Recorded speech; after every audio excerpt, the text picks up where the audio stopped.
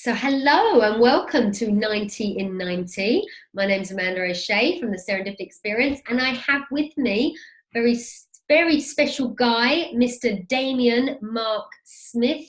That is Damien with an A, Mark with a K, and Smith with a Y. How you Good doing, Damien? evening. I'm very well. I'm very well, Amanda. Lovely to speak to you and see you again.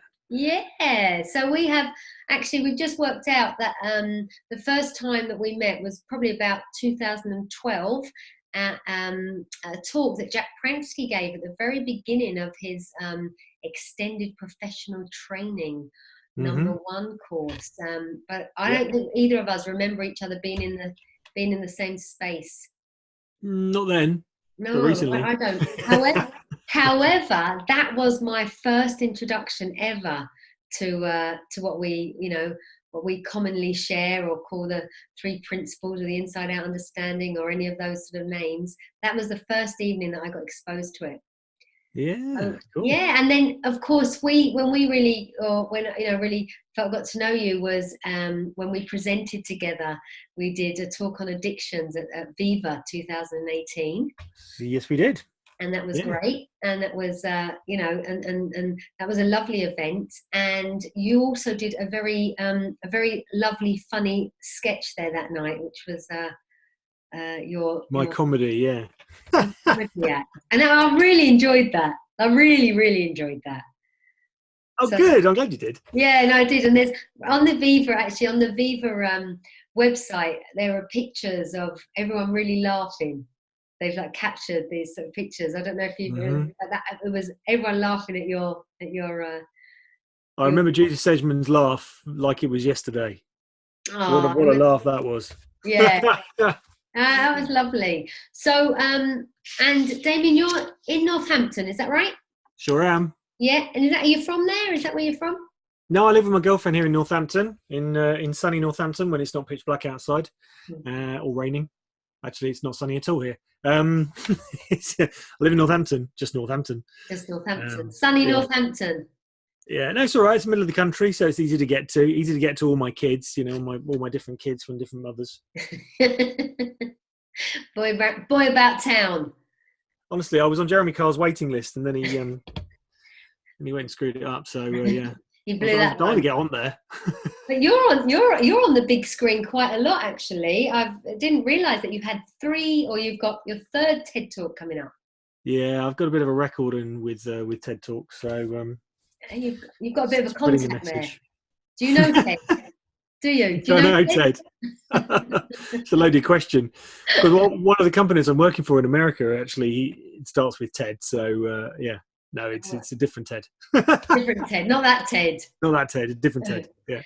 So there was an article that you wrote recently Hmm. that I would like to know a bit more about. And I think, is this right? The title is How the Secret to Success Could Be as Simple as Popping Out for a Pint of Milk. Yeah, that's the one. Would you tell us a bit more about that? Okay, so yeah, as most people watching this will know, I've written books about the principles and the three principles, which is a simple summation is you don't have to believe every thought in your head. But because my background is in creatives, I am a creative. I'm a former art director and photographer. I like to tap into that creativity. So I've been coaching entrepreneurs now for 8 years, and I've written a second book about entrepreneurship and how we can sort of tap into this wonderful ability to create from nothing, which is kind of a similar metaphor, I think, to human existence. You know, we all come out of this nothingness or this infinite void, whatever you want to call it. And so I kind of like wanted to explore that a bit further. And actually, my second TED talk was a little bit about that. And it occurred to me because Einstein was just as probable to think of a pint of milk as he was E equals MC squared. And You so reckon? we talk. Yeah, I could have thought about anything. He could have thought about blowing his nose. And yet this thought about the nature of the infinite universe popped into his head. So I kind of like to explore that and kind of see, where does that stuff come from? And we all know it. It comes from we don't know where. That's the point. We just don't know where it comes from. But wouldn't it be great to kind of hack into that and make use of that?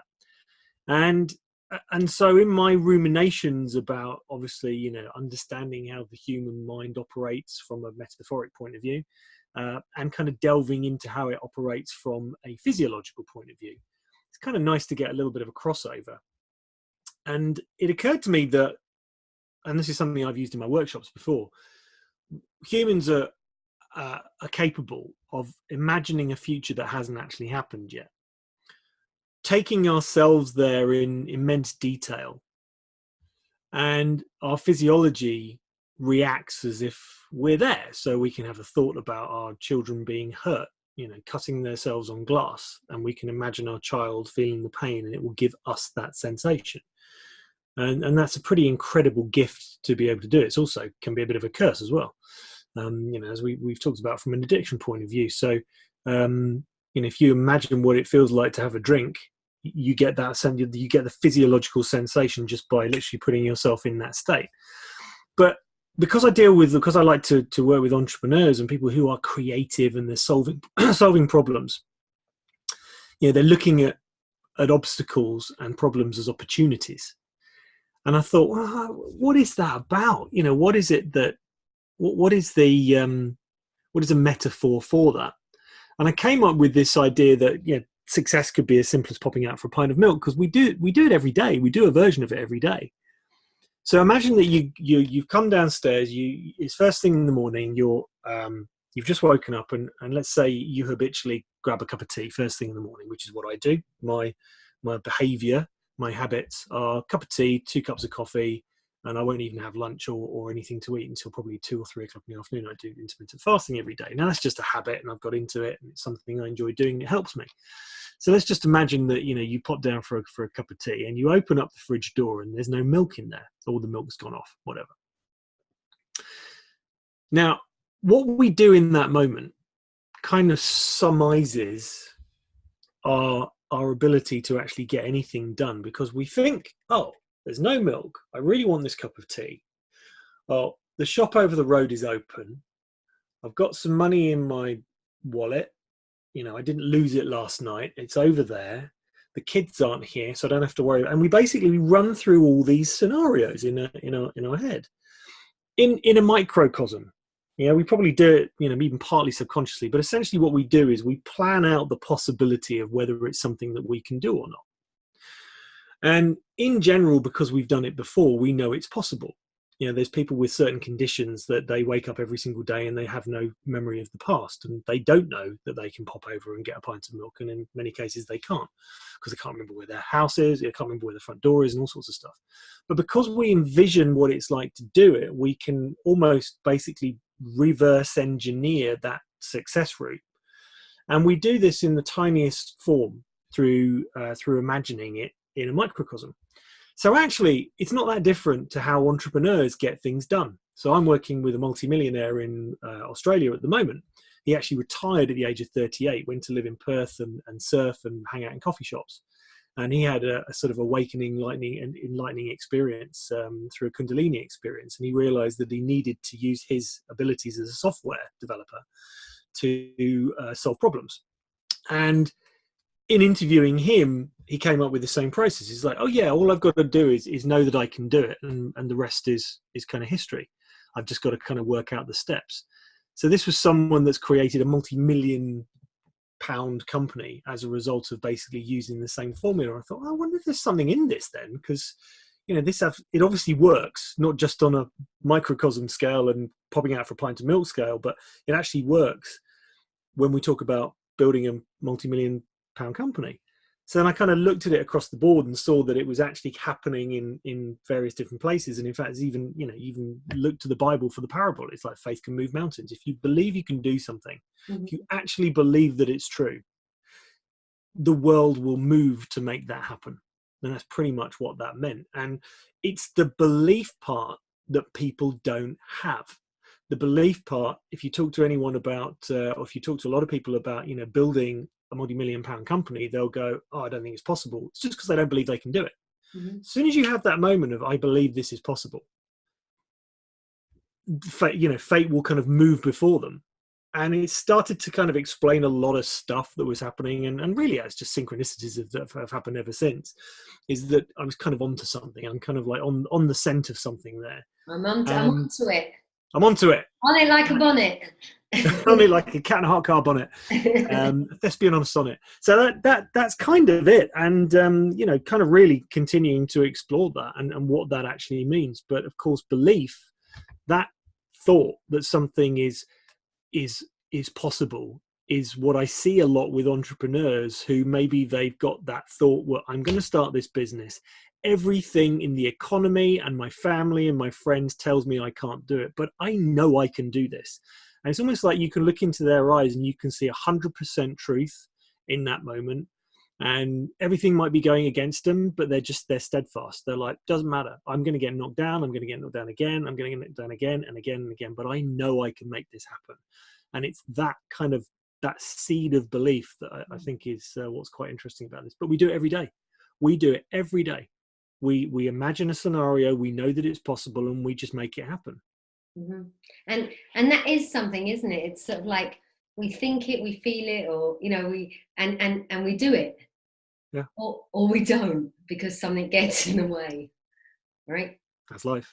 And that's how it is. And that's something that gets in the way, I think, is what we point to a lot, which is that thinking thing, that thing up here that's the, I can't, or this or that, or the excuses, or the blah blah blah. Yeah. You know what makes me laugh when that title about popping out for a pint of milk is that working in recovery, I hear that story a lot. Like, I don't know what happened. I only popped out for a pint of milk because I didn't come out for 3 days. Or I ended up in the police station, or I ended up in hospital, or I ended up in the divorce court, or it's like, I only popped out for a pint of milk. Yeah. And it is such a, like, we don't even know what's going to happen when we pop out for a pint of milk. Right? Yeah, well, there is that. You see, that's real life. That's actually what happens. But I think the thing about it is that if you know there's something. So, for instance, I'm sure you speak to people on a daily basis that know that taking that drink or having that line of Coke is not going to go well for them, and yet they do it. And yet they still do it. Yeah, that doesn't make sense to them, does it? No. It doesn't make sense, does it? It doesn't make sense to them. But then you've also probably spoken to people that absolutely know that there is no way they're going to take another drink, and they've stuck to it. So there is a difference. Because I think the people who don't know it 100% probably don't believe it 100%. And that's the difference. I mean, you can tell the difference between someone that, you're speaking to Dickin tomorrow. He's looked into Sid Banks' eyes, and he's seen something that he said he's never seen in anyone else. Because Sid saw something and knew something to the point of nothing you can say or do is going to change what I know. Yeah. And it's that. And that is that kind of without a shadow of a doubt. Yes. Right? When something, sometimes I stand alone, as I'm sure you do, if you're giving a training or you're in the workspace, like where I sort of stand, even in the recovery center, it's like the way that I see it, I know is not the way that anyone else in there sees it. And sometimes it feels like you're up against the masses, because we're pointing to something which is, which most of the population don't believe it's how it works, because that's, we've been sold an understanding of how the mind works, of how our thinking system works, of how our feeling system works. And so when you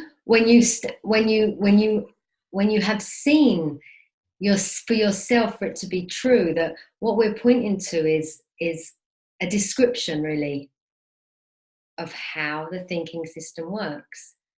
And it works that way 100% with no exceptions to the rule inside every single human being. And and it doesn't matter that nobody else in that room actually believes you, but the fact that you do, the fact that you see it to be true, and you just stand with that knowing and that with that belief yourself, something happens, I think, that people see the authenticity in that, because you can't sell. It's not like we're selling anything, but it feels like you can't sell something that you don't believe to be true. Mm. You know, and it seems to be that that's why I see when we just, you know, you must have seen something to be true, Damien, right? You must have seen it in order to be able to go out there, do your TED Talks, write your books. You know, you've seen something. Oh yeah. What I do as well though, which I think for a little while I didn't do, which I'm really glad I do now, is I got I remember the exact moment that it happened to me, and I was walking up the Finchley Road, and I'd just seen Jack talking at the Tikkun Centre, and I knew in that moment that I was going to spend the rest of my life talking about this in some way, shape, or form. But I also knew that it was going to be an evolving process, and I think what I am kind of part of my belief is knowing that I didn't see what Sid saw, and I don't know what Sid knew. What I know is that there's something in that direction which is really, really true, because it cannot not be. And it even makes logical and scientific sense. You know, it's like, you know, science is actually catching up with, you know, this thing called essence and consciousness. And it's even like coming up with like ways to measure it. I mean, it's, you know, although a really good way to measure consciousness is just bash someone on the knee with a hammer. And it's like, if they're conscious, they'll yelp. And if they're not, they won't. But, you know, that kind of like levels of awareness and what that means. And, you know, we use metaphors to describe this stuff, and metaphors are just pointing to the thing anyway. They're not the thing. And it's almost like with everything's up for discussion. Yeah, because, you know, if you're basically saying, look, we're just going to use metaphors, we're going to use words to describe something that we can't describe, therefore let's have a conversation about it. And that's certainly what I enjoy doing, is kind of like exploring that level deeper and be willing to be wrong in the metaphor. And that's the other thing. You know, don't just say this metaphor is what we need to stick to. It's like, well, you know, we're pointing in that general direction, and we're taking all the information we can get. So, but it's, as you said, it's almost like that core, that essence of what that is. That's the immovable. That's the true thing. The way we describe it, it's almost like as soon as we start talking about it, it's not true. As soon as we start using words, we're moving away from it. Michael New uses a beautiful metaphor. It's like pointing to a fire with an ice cube. The closer we get, the less use it is. And that's what it is with words. So we have to use words, and we have to use communication to actually get sort of ideas and messages across. But the truth is there. The point is, it's there. We just can't. We can probably never describe it, and that's what Sid said. He said, you know, I've seen the truth, and you can never use words to describe it, and yet we use words to describe it. So I think that's a good starting point. And there is something I know I've said earlier on this series, because we're pointing to what we would see as the truth of just sort of how it works, a description of sort of how the human experience is created. We don't have to do too much. We just have to nudge, and we just have to kind of, you know, point loosely in that direction. Once somebody's got a glimpse, it's like they take themselves there, right? In whichever way makes sense. And it's pretty logical as well, isn't it? I mean, you know, it's pretty easy to kind of get someone to experience their thinking in the moment and actually have an experience. I mean, I did it earlier in this call, which is, you know, if you imagine your child cutting their foot on a, you know, bit of glass or something, we all get that feeling. It's like, oh God, you know, my child who I love and adore, it's like, oh, they just cut themselves. Oh, they're in pain. You know, we can feel that. And yet you've just done that using your thinking. I mean, it's an easy experiment to. It's a horrible experiment, so I do apologise. But you know, it's an easy experiment to kind of show someone. Yeah. Now, the point is, what does that mean? You know, as Jack says, so what? And that's where it then goes into a very interesting discussion, which is, you know, the reason I wrote the book Do Nothing, because I realised that actually the times when your thinking is giving you a warning signal not to take it seriously are often the times when you take it over seriously. Yeah, and I love that. So you've got quite a lot going on. If anybody wants to read a bit more about you, there's the Do Nothing book. Then you've got your other books, which are, how many books have you written?